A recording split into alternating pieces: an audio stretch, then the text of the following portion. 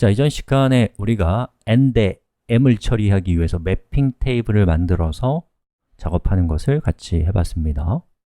자, 그럼 이제 ER 다이어그램에 그것을 반영해야 되는데 반영할 필요가 없어요. 왜냐하면 딱 보면 다대다관계잖아요. 그럼 이제 선수들은 딱 보면 이건 매핑 테이블이 되겠구나, 작성이라고 하는 부분이 라는 것을 딱 알 수 있단 말이죠. 그러니까 우리는 스키마 부분만 반영하시면 되겠습니다. 자, 저는 여기 있는 토픽을 이렇게 옮겼고요. 그리고 이 테이블에서 이렇게 내용을 추가합니다. 테이블을. 그리고 테이블의 이름은 write라고 하고 작성이라고 하겠습니다. 자, 그리고 OK를 눌러요. 그 다음에 릴레이션을 맺어줘야 되는데, 자, 여기서 also는 write에게, topic은 또 write에게 이렇게 포린 키를 맺어주고요. 얘를 연 다음에 요거 있는 이름을 얘는 topic id로 할게요. topic을 먼저, 그리고 primary 키로 지정을 하고 그 다음에 also id를 뒤에서 지정을 하겠습니다. 자, 이렇게 하게 되면 포린 키면서 primary 키인 관계가 되죠. 자, 그 다음에 이제 언제 작성했는지를 알려주기 위해서 create이라고 하는 작성일이라는 것을 추가하고요. 타입은 date 타입으로 지정을 하겠습니다. 오케이, 오케이, 이렇게. 그럼 이제 우리가 뭐 한 거예요? topic과 also의 매핑 테이블을 만든 거고요. 이 매핑 테이블과 각각의 이 테이블의 관계를 한번 또 따져봐야죠. 저자는 작성을 안 할 수도 있으니까 이건 옵션이 돼야 되고, 작성을 했다면 저자는 반드시 있어야 되니까 필수가 돼야겠죠. 자, 그래서 이 부분은 0부터 n까지로 해서 옵션이다 라고 표현을 하고요. 여기도 마찬가지 0부터 n까지다 라고 해서 역시나 똑같이 표현을 해줬습니다.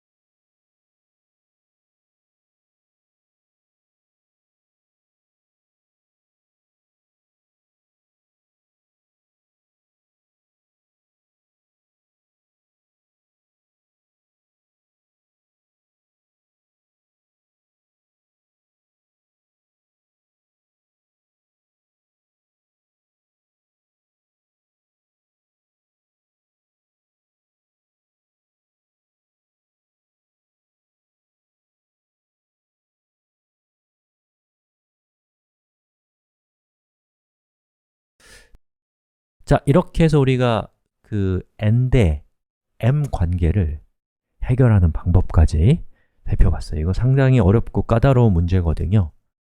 그래서 쉽게 잘 이해는 안 가실 겁니다. 원래 그래요. 그리고 축하드립니다. 그런데 여기 쓸데없는 이상한 태그라는 게 추가가 되어 있네요. 요거는 지금 지워버리고요. 자, 이렇게 해서 마무리하도록 하겠습니다. 끝! 광경 데이터베이스의 부모인 에드가 프랭크 커드 박사는 평범한 사람도 그가 제안하는 방법을 적용하기만 하면 천재적인 표를 만들 수 있는 레시피를 개발했거든요. 이 레시피를 한국어로는 정규화, 영어로는 normalization이라고 합니다. normalization이란 정제되지 않은 데이터를, 다시 말해서 표를 관계형 데이터베이스에 어울리는 표로 만들어주는 레시피입니다. 자, 지금부터 우리 정규화가 무엇인가를 살펴보겠습니다. 자, 여기 있는 이 표는 제가 위키피디아에서 가져온 표입니다. 자, 이 표에 보시면 UNF라고 되어 있는 거 보이시죠? 그리고 1NF, 2NF 이렇게 나오는데 이 중에 UNF는 on, 그리고 normalized form이라고 해서 정규화가 적용되어 있지 않은 형태의 표를 의미하는 겁니다. 그리고 이 옆에 있는 1NF라는 것은 First Normal Form이라고 해서 제1정규형이라고 부르는 거예요. 그래서 이 두 가지 사이의 차이점은 여기 보시면 Atomic Columns라고 되어 있죠.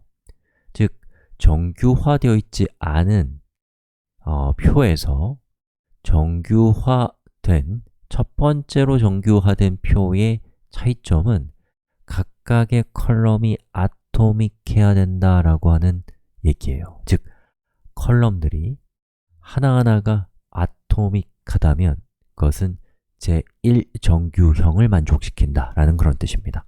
자, 아토믹 컬럼스가 무엇인지는 당연히 지금 몰라도 괜찮습니다. 자, 그 다음에 No partial dependencies라고 하는 어떠한 특성을 만족한다면 이제 제2정규형을 만족시킨다 라고 부르는 것이고요.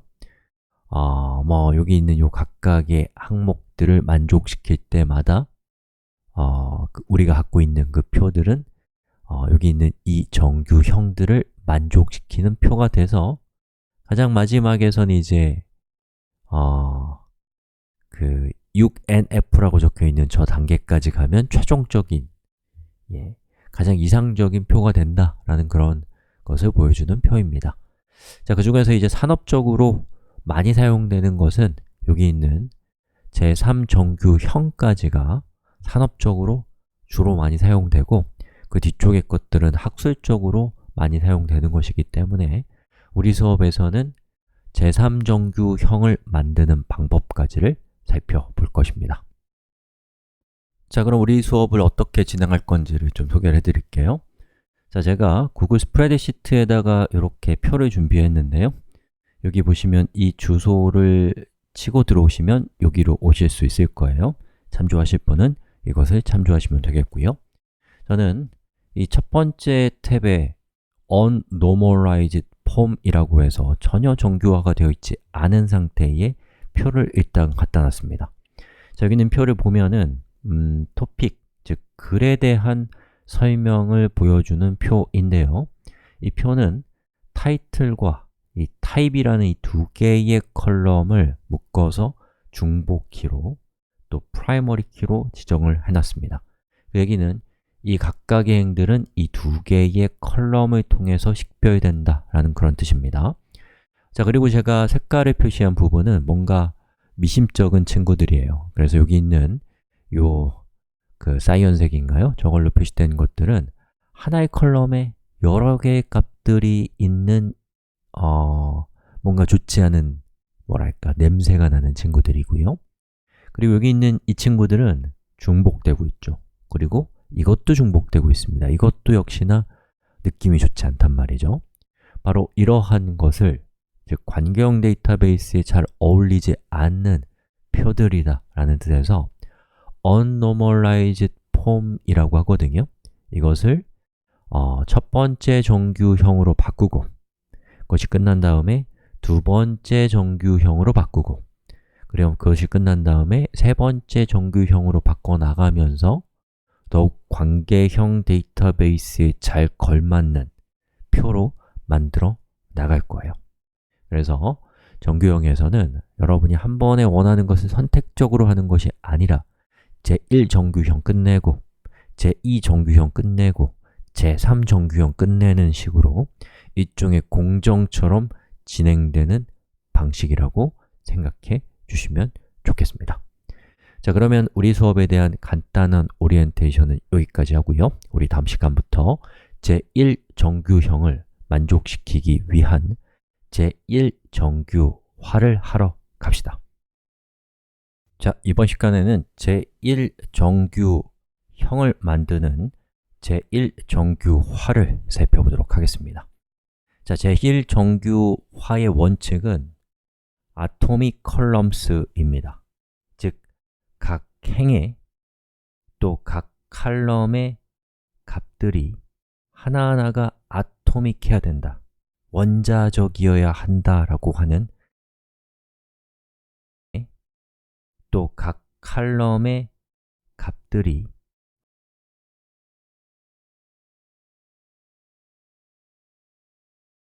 정규화를 살펴보도록 하겠습니다. 자, 제1정규화의 원칙은 atomic columns입니다. 즉, 각 행에 또 각 칼럼의 값들이 하나하나가 아토믹해야 된다, 원자적이어야 한다라고 하는 이 어려운 말의 의미가 무엇인가를 살펴보겠습니다. 자, 저는 여기에서 실습을 진행해 나갈 건데요. 여기 보시면 unnormalized form이라고 되어 있는 부분이 정규화되어 있지 않은 표이고요. first normal form이 제1정규형을 만족시키는 상태가 된 표입니다. 그래서 우리 영상이 끝나고 나면 여러분은 이런 표들을 갖게 될 거예요. 잠깐 영상 멈춰 놓으시고 여기 있는 내용을 한번 살짝 보시는 것도 좋을 것 같습니다. 자, 그럼 저는 여기 있는 결론은 일단 지우고 저 위에 있는 정규화되어 있지 않은 표부터 살펴보도록 하겠습니다. 자, 여기 제1정규형의 원칙이 뭐라고요? atomic columns거든요. 그 얘기는 뭐냐면 각각의 컬럼의 값들이 쉽게 해서 값을 하나만 가져라 라는 뜻입니다.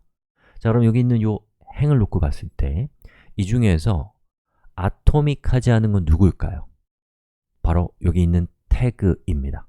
이 태그는 값이 idb와 풀이라고 하는 두 개의 값을 가지고 있어요.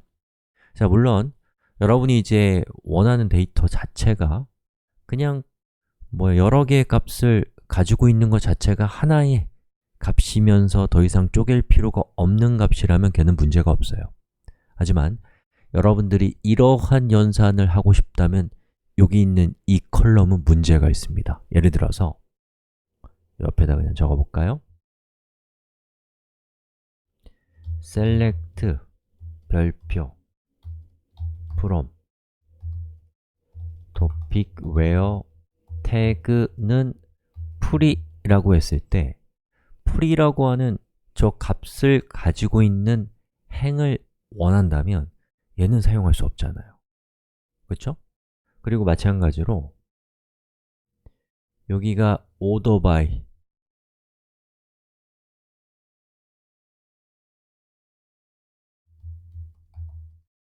태그라고 했을 때 만약에 우리가 이 첫 글자를 중심으로 정렬을 하는 거라면 별 문제가 없지만 여기 있는 풀이도 엄연한 값이라면 우리가 풀이를 기준으로 해서 정렬하고 싶을 수도 있는데 그렇게 할 수 없단 말이죠. 자, 그리고 우리가 join과 같은 것들을 사용해서 다른 테이블과 조인할 때도 값이 저렇게 하나의 컬럼 안에 여러 개의 값이 들어가 있다면 조인을 하는 것이 어렵거나 불가능할 것입니다.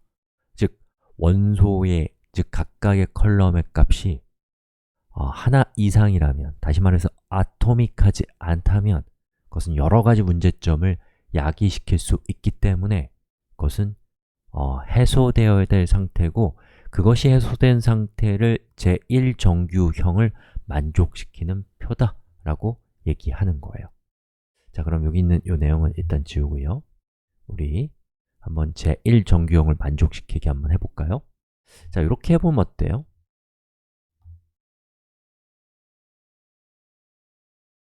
요 행 두 개는 제가 지워버리고요. 이거를 이렇게 해볼 수도 있겠죠. 그대로 똑같은 행을 넣고요. 이 첫 번째는 idb로 하고 두 번째는 풀이만 갖다 놓으면 보시는 것처럼 정보의 손실은 없지만 정보의 중복이 이쪽에서 뛰쳐나오고 있습니다. 그래서 이것은 제1정규형을 만족시키긴 하지만 바람직하진 않죠. 중복되고 있잖아요. 또 다른 방법은 이런 방법도 있을 수 있어요. 자, 이것만 딱 가지고 올게요. 자, 여기에 태그 1이라고 하고 여기는 태그 2라고 하는 거예요. 그리고 idb 풀이 해서 이렇게 하는 겁니다. 자, 그러면 이제 이것도 마찬가지로 제1정규형을 만족시키기는 하지만 이것도 문제가 있단 말이죠. 예를 들어서 우리가 태그를 추가했다면 테이블의 컬럼 전체를 변경시켜야 될 거예요. 컬럼의 구조를 바꿔야 된다는 거죠. 그리고 값이 만약에 태그가 하나밖에 없다. 그러면 여기에는 뭐가 오겠어요? null이 올 거란 말이죠. 낭비가 생긴단 말이죠. 즉, 유연하지 않는 지름길로 가는 것이 컬럼을 이런 식으로 추가하는 거예요. 자, 그러면 어떻게 하면 좋을까요? 표를 쪼개는 거예요. 자, 그러기 위해서 우리는 이 토픽이라고 하는 테이블과 토픽 안에 있었던 태그라고 하는 것을 이제 테이블로 쪼갤 건데 토픽과 태그 사이의 관계를 한번 이 밑에다가 따져볼까요? 토픽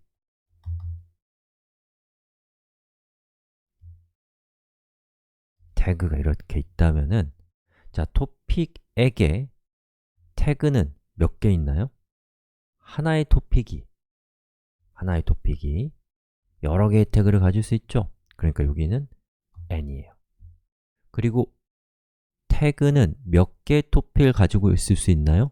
여기 idb를 보시면 알 수 있듯이 하나의 태그는 여러 개의 토픽을 가질 수 있습니다. 그렇기 때문에 토픽과 태그는 카디널리티가 n 대 m이라고 할 수 있어요.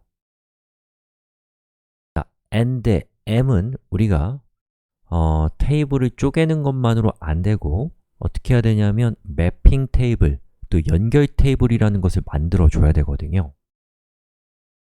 저는 이렇게 해보겠습니다. 자, 일단은 여기 있는 토픽을 가져와요.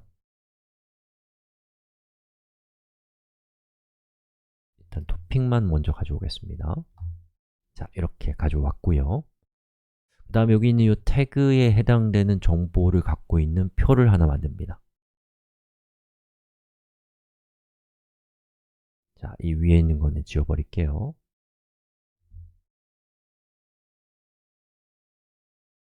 자, 태그라는 표를 만들고요.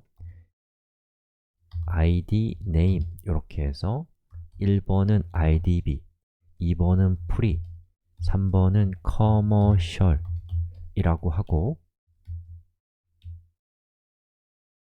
여기에 있는 토픽 테이블과 태그 테이블을 연결시켜줄 연결 테이블을 여기에다 만들겠습니다. 그것의 이름은 토픽 태그 relation이라는 이름을 정했고요. 요것의 요 첫 번째는 잘 보시면은 여기 있는 태그 있잖아요. 이 태그는 그 글의 제목에만 의존하고 있어요. 그 글이 종이책인지 아니면 온라인 컨텐츠인지랑은 상관없이 그냥 그 제목이 MySQL이면 이것은 RDB, 관계형 데이터베이스면서 무료다 이런 뜻이잖아요. 그러니까 토픽 자체는 중복키를 프라이머리 키로 갖고 있지만 그 중에서 타이틀만을 키로 가져오는 거죠. 자, 타이틀을 가져왔고요. 그 다음에 토픽과 뭐를 매핑해요? 태그를 매핑하니까 태그의 id 값 이렇게 두 개를 가져와서 이 두 개를 뭘로 만든다? 이렇게 프라이머리 키로 만드는 거죠. 그 다음에 여기 보면은 MySQL이 갖고 있는 태그는 idb와 free거든요. idb는 1번, free는 2번이니까 이렇게 하고 이렇게 하고 자, 오라클은 어때요? 오라클은 idb와 커머셜이거든요. idb는 1번, 커머셜은 3번 그러니까 저는 오라클을 가져오고 1번, 3번, 오라클 그리고 하나만 더 할 것은 여기 있는 이 타이틀 있죠? 이 타이틀은 토픽의 프라이머리 키니까 이 앞에다가 토픽이라고 붙여주면 좀 더 분명해질 것 같아요. 토픽 언더바 타이틀을 가리키고 얘는 태그 id를 가리키는 거죠. 자, 어때요? 이렇게 했더니 기존에 태그에 있었던 아토믹하지 않은 컬럼의 상태를 해소할 수가 있게 됐죠. 즉, 제1 정규형을 만족시키게 된 것입니다. 자, 저는 여기 있는 이 태그라고 되어 있는 부분도 컷해서 이쪽에 올려놓고 정리를 시켰습니다. 자, 여기까지 하겠습니다. 자, 이번 시간에는 제2정규형을 만드는 제2정규화를 살펴보도록 하겠습니다. 자, 제2정규형을 만족시키기 위해서는 이 테이블상에 보시는 것처럼 partial dependencies, 즉 부분 종속성이 없어야 된다 라고 하는 조건을 만족시키셔야 됩니다. 자, 그 얘기는 뭐냐면 여러분이 갖고 있는 표의 기본키 중에 중복키인 것이 없다면 다음 수업으로 넘어가시면 됩니다. 자, 그런데 중복키인 것이 있다면 이 수업에 있는 내용을 한번 살펴보셔야 돼요. 자, 제2정규형을 작업하는 작업실로 이동했고요. 자, 여기 있는 이 first normal form은 우리가 이전 시간에 만든 표이고요. 이 표에 제2정규화를 적용시켜서 제2정규형을 만족시키는 표를 만들면 이런 결과를 갖게 될 겁니다.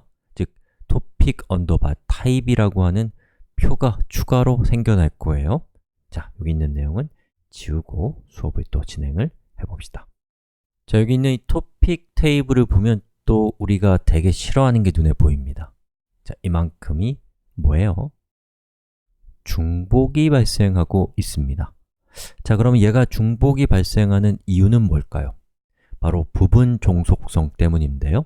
제가 지금 색깔로 표시한 요 행은 여기 있는 MySQL이라고 하는 제목 하나에만 의존하고 있어요.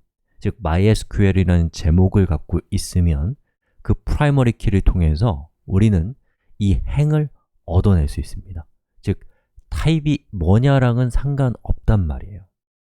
즉, description부터 author, underbar, profil까지의 이 컬럼들은 title이라고 하는 컬럼에만 부분적으로 종속되고 있습니다. 자, 그러면 이 topic이라고 하는 테이블의 존재 의의는 뭐예요? 이 중에서 바로 이 price 때문이에요. 즉, 가격은 그 컨텐츠가 페이퍼이냐 온라인이냐에 따라서 달라지거든요.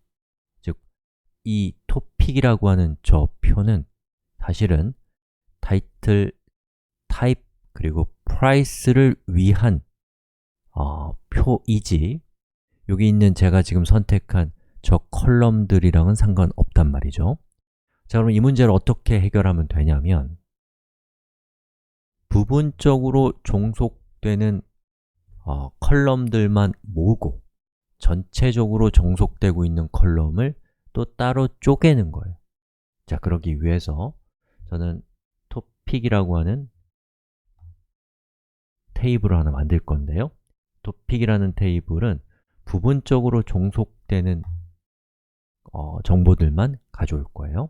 자, 그래서 title 그리고 여기 요만큼을 카피해서 이렇게 붙여넣기 했습니다. 자, 그런데 이제 여기에서 MySQL이라고 중복됐던 친구 있죠? 얘는 더 이상 type이라고 하는 컬럼을 갖고 있지 않기 때문에 여기 있는 이 정보가 완전히 똑같거든요. 그러면 여기 있는 이 행은 지워버리면 되죠. 그럼 어떻게 돼요? 이제 topic이라고 하는 테이블에는 중복되는 행이 존재하지 않는 상태가 된 것이죠. 자, 그 다음에 이제 여기로 옮겼으니까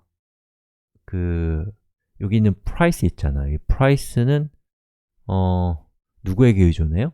title과 type에 의존하기 때문에 저는 이것을 이렇게 가져와서